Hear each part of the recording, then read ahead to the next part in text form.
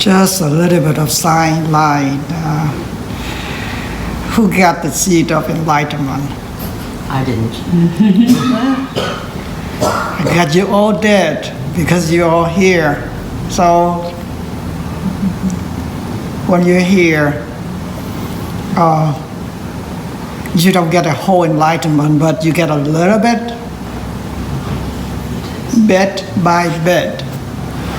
Once you don't have any unwholesome deed, you don't have any ill will in your mind, then that is enlightenment. Very simple. Don't take it too far away that you're going to go up to 9 level of cloud to get enlightened. No, it's not that.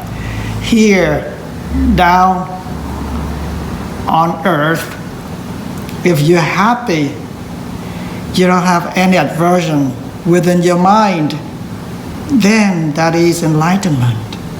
So simple, right? Guess what subject I'm talking about today? Who can tell?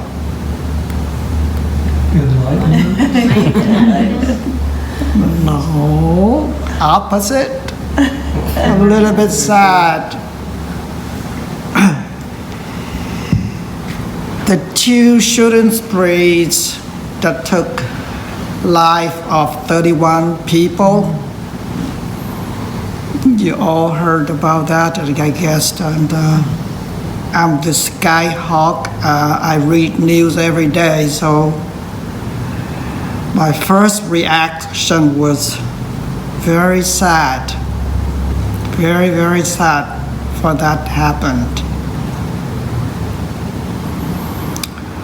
Well, let me, I'm not gonna pull you to my side, but I'm gonna find out that when I heard the 2 suspects, one was caught and one was taken down by police. A sense of relief in me. Justice is served. You feel that? You feel that justice is served? But when I look deep down inside of myself,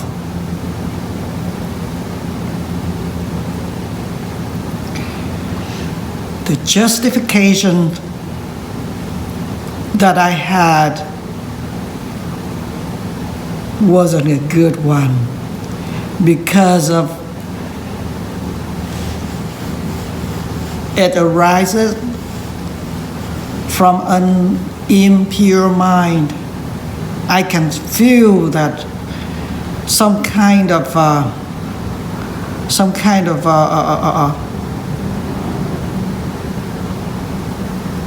unwholesomeness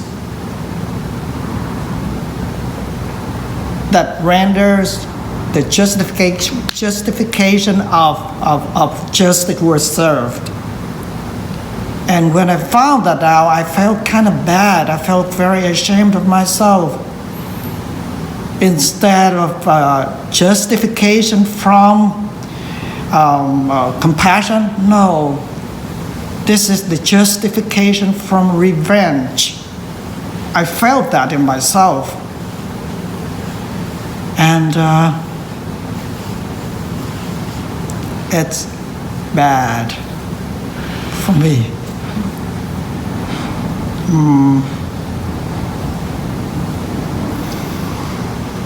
When a child was born, he was so pure, so innocent. But as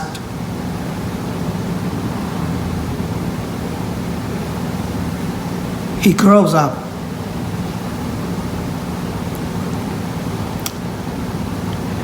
in contacting with society, He accumulated all kind of things. Bad, good, ugly, everything. And somewhere along the line, he has lost his innocence. What happened? Why? We looked at a newborn child.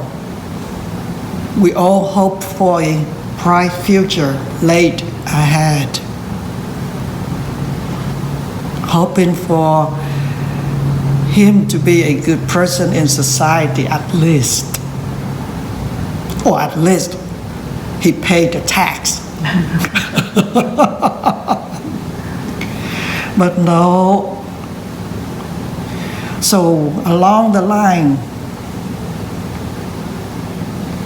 where that the wrong turn was taken, it's really sad.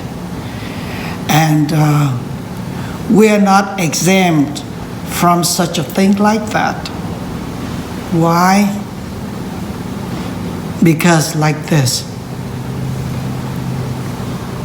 In Africa, a kind of huge tree, I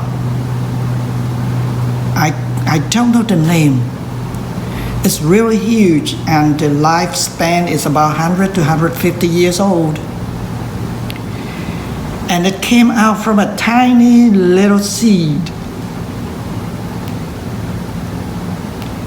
And when you put that seed in the ground with a appropriate conditions, it grows up to a huge tree.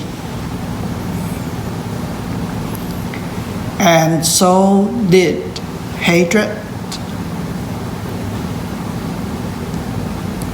As soon as a slightest hate that start taking root in your mentality, then it starts from there. At first, it was very, very light, brief, nothing so important. But as time goes on, that tiny little seed become a sapling, become a young tree, an old tree, big tree, such a thing like that.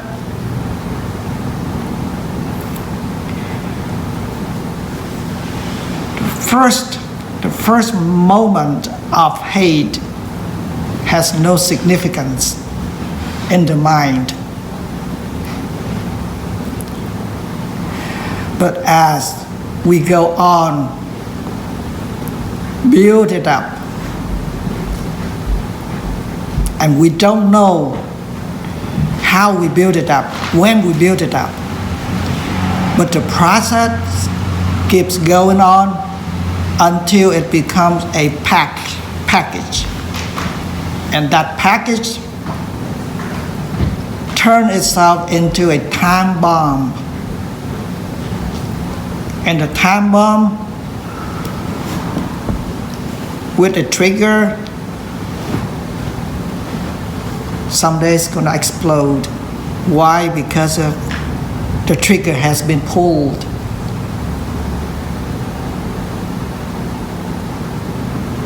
You cannot return.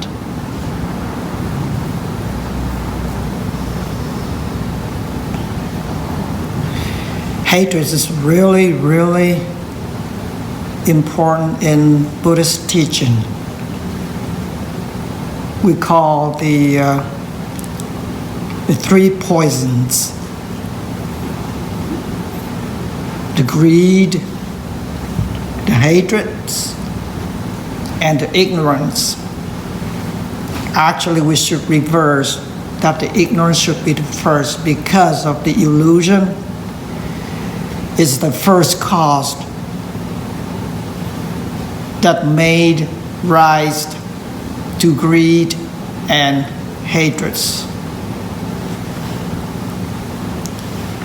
And of course that we have to say that due to the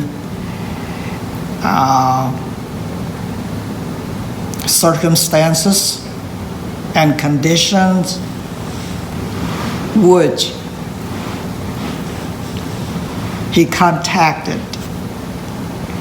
and then somehow he accumulated such a thing like that. And it turned out to be such a disaster.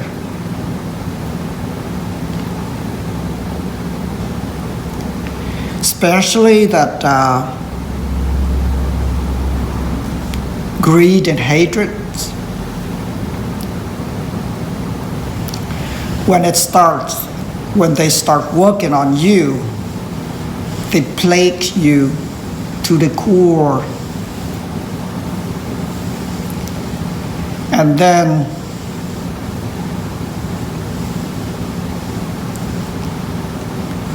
render you with an emptiness, a sense of lack. And when you have a sense of lack, you don't know what to do, where to turn to. You start looking at the wrong direction. Some kind of behavior to redeem yourself as a human being. So you indulge yourself in drugs, gamblings, and all kind of violence, just to redeem yourself as a human being. Oh, this is who I am.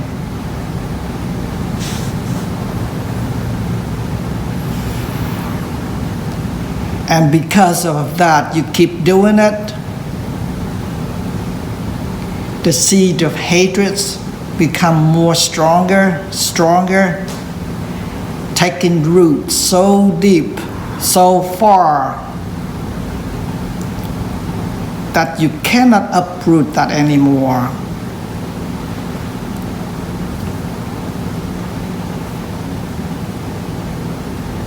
So when hatred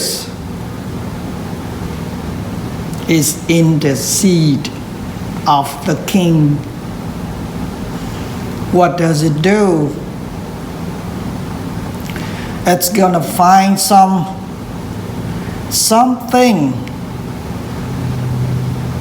to blame on.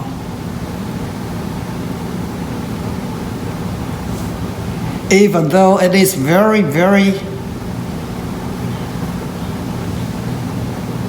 unimportant,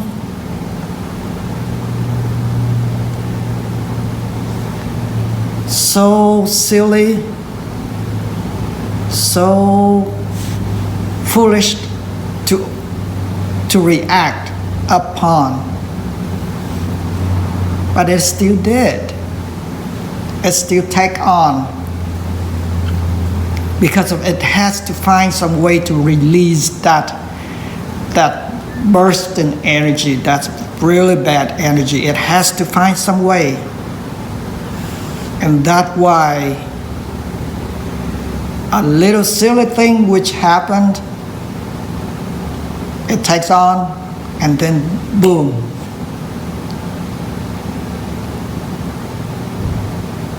Unimaginable act happened.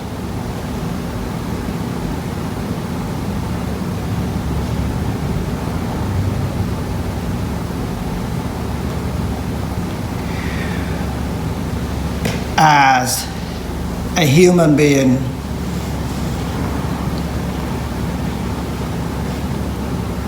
our evolution has been for years and years and years, you could say millions. Along with that,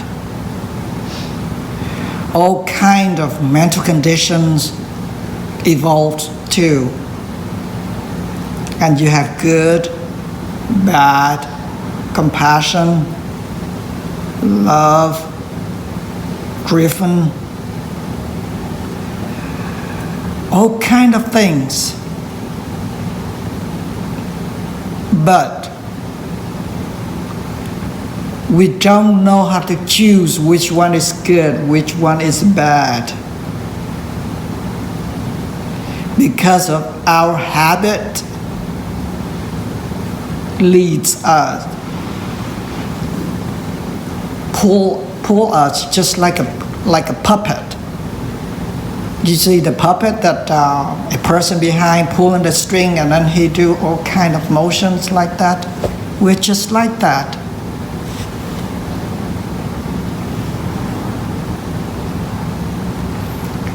And hatred is pulling us doing such a thing, and we don't know. We don't deny that we can't get away with it. Once in a while, of course, for the very, very good person, a bad thought popping up once in a while. But if you keep in mind like this, it's only momentary. Just like everything else, it has a nature of impermanence. It comes and it goes. As long as we can hang on with it,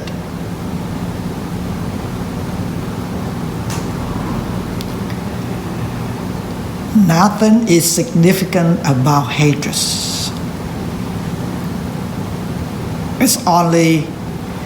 Its function is to destroy. It doesn't matter who you are, black, white, Caucasian, American, it doesn't matter.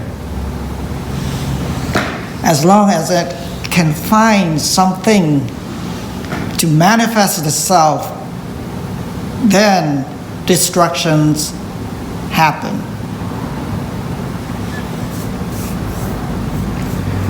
We don't have to. We have a choice. A choice of not doing it. A choice of stop accumulating the bad energy by the power of mindfulness. We observe and we know which is good, which is bad. It's very simple. Put yourself in front of a bowl of rice and a bowl of sand. Which one would you take to eat? Naturally, you're gonna take the bowl of rice to eat instead of the bowl of sand. You have a choice. You discern which is which. But why don't you discern that this is the bad thought, this is the good thought, this leads into destruction, this leads to peaceful life, such a thing like that? And if you can discern that, then I think that you have a choice.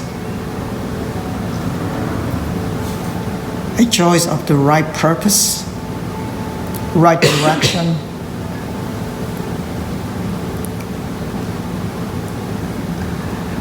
I deeply, deeply appreciate all of you coming here. Some people outside looking in the window say that, what a bunch of losers sitting here doing nothing. No, We are cultivating.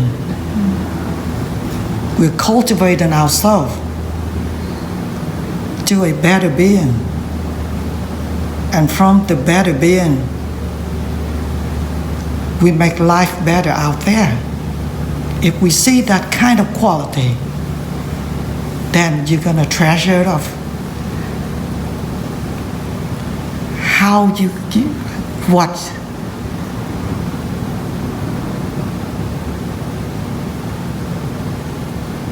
being here is great. At least you don't spend money. See? When you're here, you don't cost money for Starbucks, at least. So, see that treasure, see that preciousness. And I often emphasize every little action you take, there is a mindfulness in it, because of mindfulness has a capability to take you all the way to liberation. It's so simple. It's so sometimes too simple that you don't believe that that tool is a priceless tool. Everyone has it. So just be mindful of what you do. Especially pay attention to your mind. There are two kinds of minds. The functional mind and the emotion and thoughts. The functional mind is which you have taken every day. You know that you wake up at 5 o'clock, be ready at 6 o'clock, at 7 o'clock, you clock in to work. Such a thing like that. But the emotions and thoughts, like I say, they are destructive. Very destructive.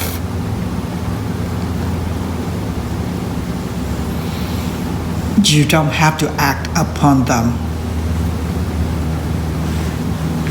To be fooled by them. If you pay attention close enough, you will see that a moment of not being fooled by them, it's such a great relief. If those two suspects could do like what we are sharing right now, there wouldn't be happen. I real condolence to the victims of to the relative, the victim's relative, and yet condolence to those suspects too. Out of ignorance, they took the act.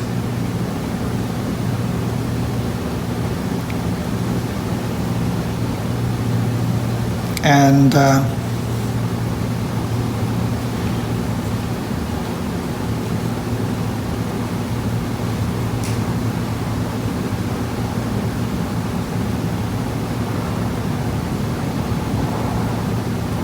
we can arm yourself with mindfulness, so such a thing would not happen. Try. We all try. I am trying too. And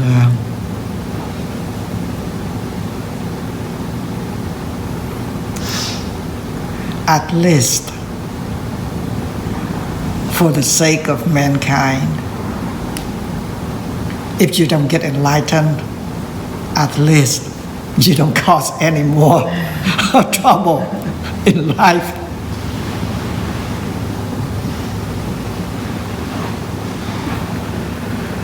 You and I are walking on the same path. The path of liberation. Mentally, don't think that you get enlightened and then your body become immortal. That's this wrong concept. The bodies are subject to being old, sick, decay anyway. But your mentality goes on, and that counts.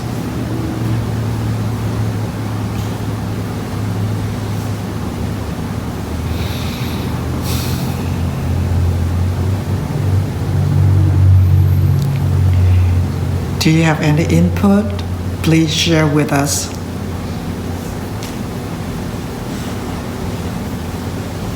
So one of the shooters, I think, was mentally ill, and the other one was white supremacist, supposedly.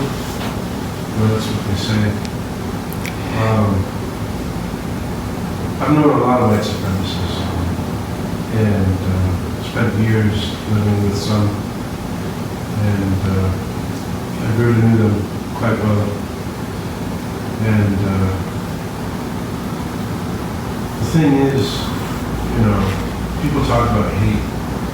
I grew up in a liberal state, Washington, full of liberals with their liberal values and their liberal ideas, and a lot of it is just misconception of how things function or operate or come into existence. They're not hateful people. They're not hateful. They're really, really sad people. They're really depressed. And they're full of anguish. Emotional disturbed. And the reason why we call them hateful, they manifest that, it's all about a wrong concept of their ego. They feel like they're under attack. And so they feel justified in counterattacking. If they kill, then they're killing somebody that's trying to kill them. It's justified. It's moral. And, they have a wrong idea of who they are and what they associate themselves with. And so when they see things like that, nationalism, patriotism, extensions of family, they see that as under attack, their sense of identity. Maybe they only grew up in a white area, they never knew anybody of a different race. Or even if they did grow up in the South, which is predominantly African American, they have an inherited concept of the way things ought to be, and that's part of their identity, and they see it as under attack. Which is why, I won't go off on that, but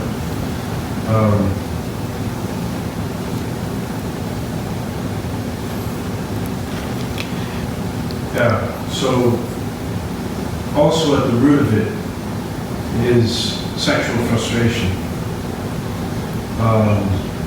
A lot of them have this hostility, this negative energy, and so they can't attract a mate, somebody that wants to be around them. They can only attract people with like-minded negative energy and toxic, sense of self. And that becomes a compounding factor. I read a few papers on how sexual frustration plays into Islamic terrorism. Part of it. That's part of it. And so, again, it's an attack on the self. And so they feel justified in counterattacking. They just feel like they're under attack all the time. Yes. And so they're really, really, really sad. Yes. I happen to know a mass shooter. I met him twice. His name was Kyle Huff. He slaughtered probably about 20 people, Capitol Hill a number of years ago. And I met him at school. He just enrolled at North Seattle Community College, and I was tasked to show him around the campus. And I did my best I saw the anguish, I saw the pain, the hurt, and I tried to help him, find a community to come out of himself. But the second time I saw him, he had dropped out of school. It was like a week apart, and then the next thing I knew, there was a shooting, and a friend of mine. I had a lot of friends that were at the party, and just kids, just having fun, listening to music. One point I would like to mention about the mental illness. It's not those two. We are all mental retarded in some way. Why? So simple. We're still angry, right? We are still angry.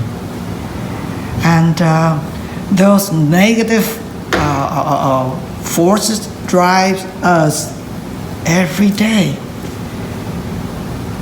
And that's why we are somehow, in some degree, we are mental retarded. Yes, it's only that the intensity that those people have, and we don't have that much. So it's our job to look after ourselves so it wouldn't happen. And remember that our sickness could increase if we don't tend our mentality properly. It could. A normal person can turn into rage at any moment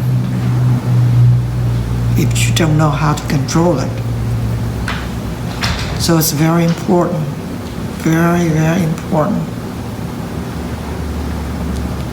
Especially if we can let go. Just let go.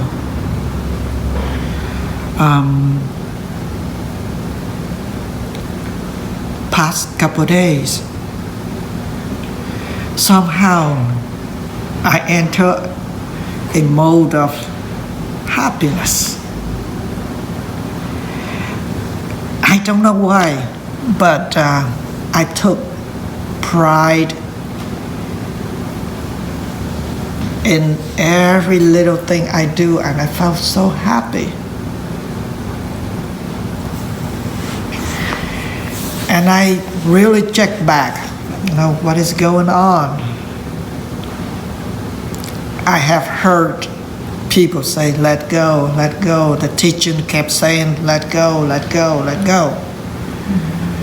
But until that the mind is really ready to let go, a really sense of relief. It's really light within. Like nothing, really bugs you at all.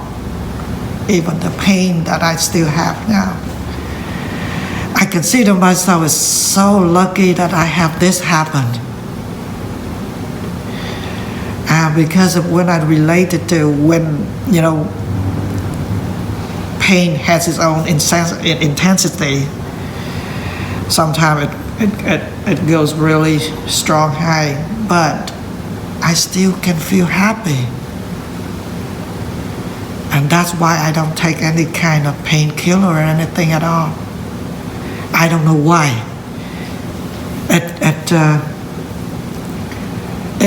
It could have been that something internally clicked on, and then it reroute everything within the brain structure.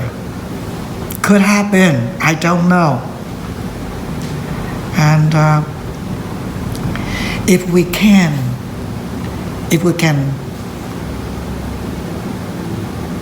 feel it, if we can live a positive life, then everything will be all right.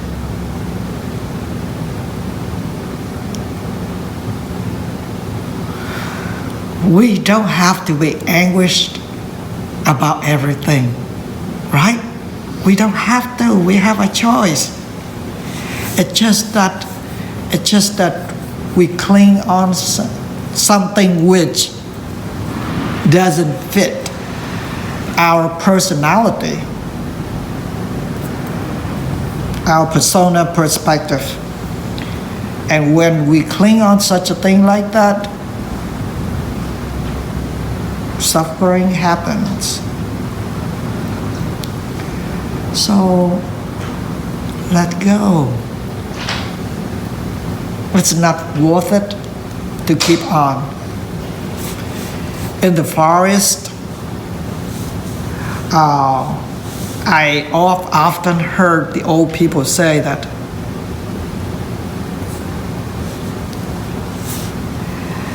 I hate this, I hate that, blah, blah, blah, blah, blah. I'm going to carry it to my grave. Why? I don't know.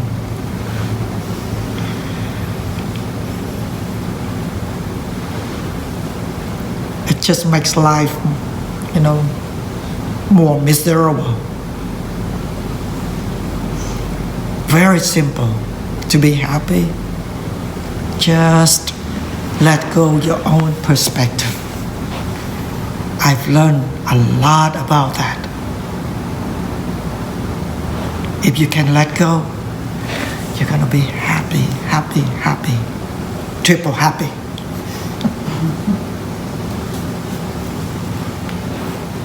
Yes. Or if that kind of mental factors don't come yet, at least you still have a sense of equanimity, a sense of calm. From calmness to happiness, it's only a thin line if you know how to walk through.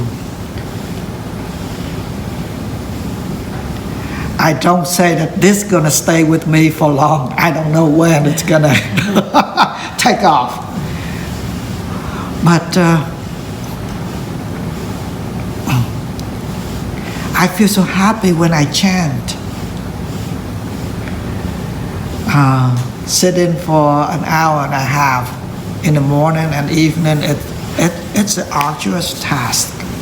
It's not that easy, but I'm still happy. Remember that I'm happy in my own crooked way.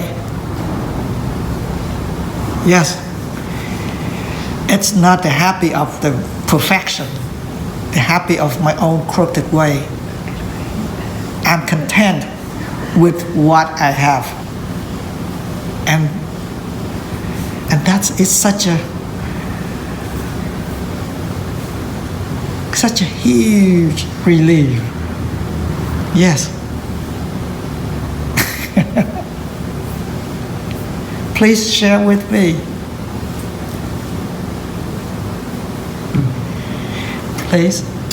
I had a question if you would like. Do you think what Kyle Huff did could have been prevented or kind of inevitable? Oh, it definitely could have been prevented. Could happen, yes. In what ways did you see where it might have been prevented, maybe? But he was conservative. He was very patriotic. There we go, see? And You keep hold on to your perspective. he, I mean, from our conversation that one day, you know, it reminded me of a book I read by Pat Buchanan that my father gave me. It was very xenophobic kind of rhetoric. It's just total misunderstanding of our national identity. You know, America's a nation of many nations. You know, it's not an ethnic concept. It's a philosophical concept. And I think if he had embraced that, you know, he could have still been a conservative and not hated people. So, you know. But like I said, he was very depressed. Very depressed. And I just wish that I had been able to have more time with him. I think I might have been able to reach him. You know, I don't know if that's true or if that's just my, you know, wish fulfillment, my desire.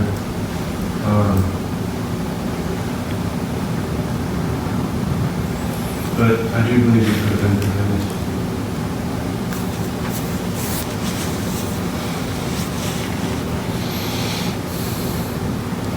Any more input?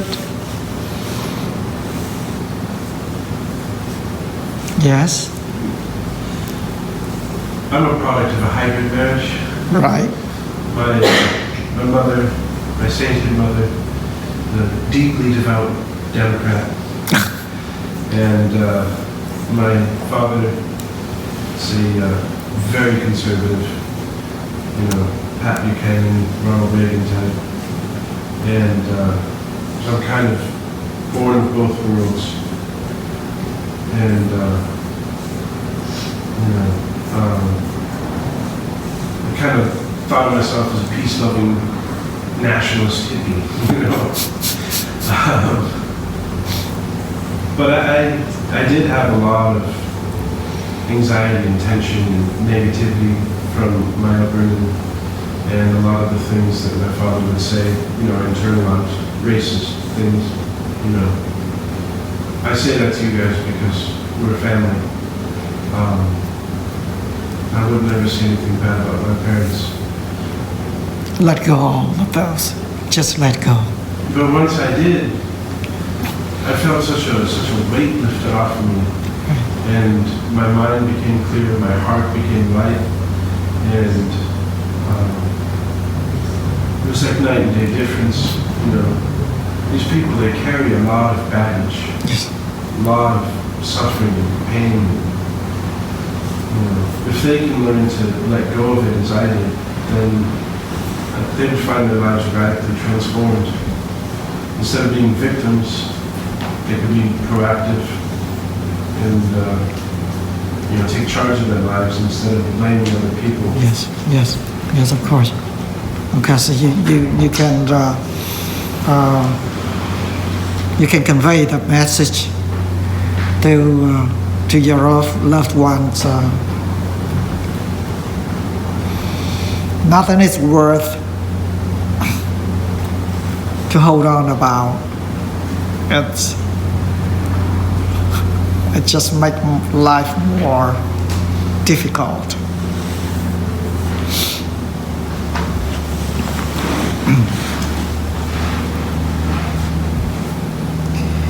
May the divine above, may the Deva protect we all by the virtuous power of the Buddha, by the virtuous power of the Dharma, by the virtuous power of the Sangha. May we all